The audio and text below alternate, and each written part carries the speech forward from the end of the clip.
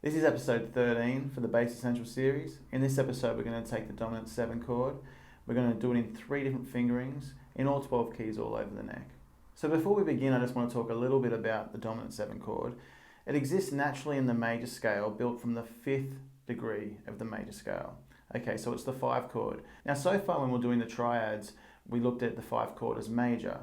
Well, the bottom part of it is major, okay? But the top, instead of a major 7, we've got a flat 7 like a minor chord, okay? So it's major on the bottom and minor on the top. So from now on, I want you to think of the 5 chord as dominant. If there's nothing else but a 7 there, then that means dominant 7. Let's just quickly recap what our chords are from our scale degrees. So we've got the major 7 from the 1, the minor 7 from the 2, the minor 7 from the 3, major 7 from the 4. Now here's the difference here. We've got the dominant on the 5, and then we've got the minor for the 6, and then we've got a minor flat 5. So now we have major, minor, minor, major, dominant, minor, minor flat 5. Okay, so we're starting with our first finger. We're going to have the same as a major triad, root, 3rd, 5th, but now we have a flat 7.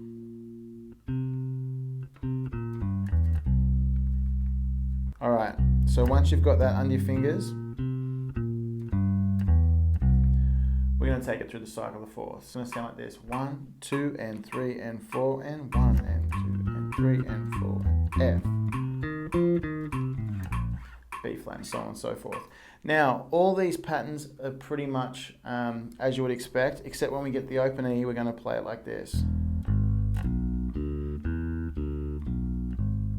Okay, so it's the same as the triad, but then we've got the D to the E, and same for the A as well. We're going to have.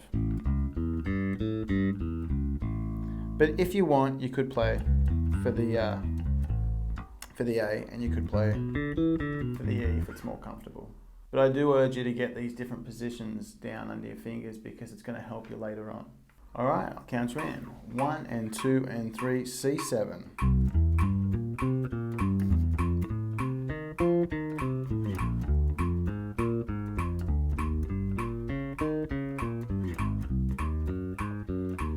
D flat.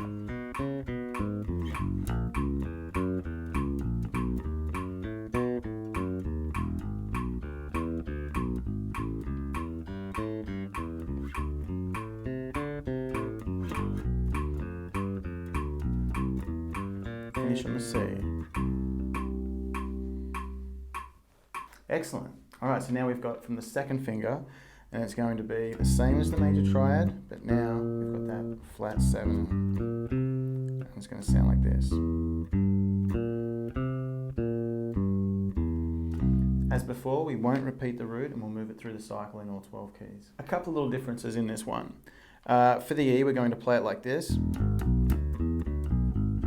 Okay, that's E7, A7, D7. Alright, so it'd just be like the open string is acting where our second finger usually would be.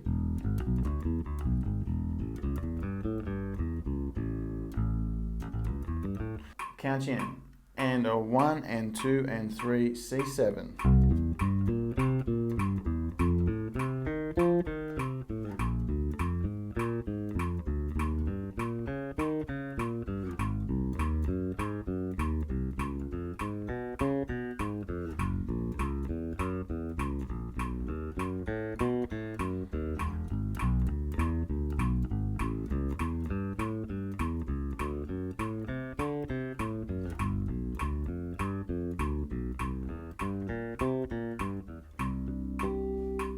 Now we're going to play from the pinky. It's going to sound like this. So it's the same as the major triad from the pinky, but now we've got the flat 7. It's pretty comfortable, this position actually. As usual, don't forget this takes up all 4 strings, so we're thinking C, F, B flat, E flat, A flat, D flat, G flat, B, do the E here, A, D, G, or you can do the G like this. So that's So with the pinky, with the second, open, with the pinky, open. All right, 1 and 2 and 3, C7.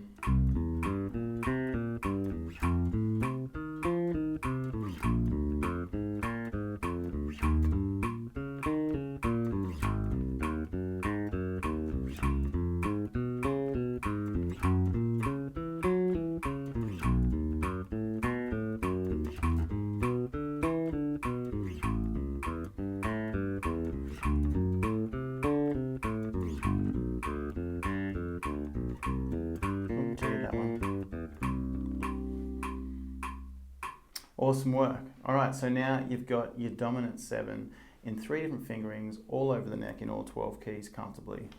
Now, if you've done the rest of the series, you should also have your major 7, your minor 7. You should also have all your root position diatonic triads.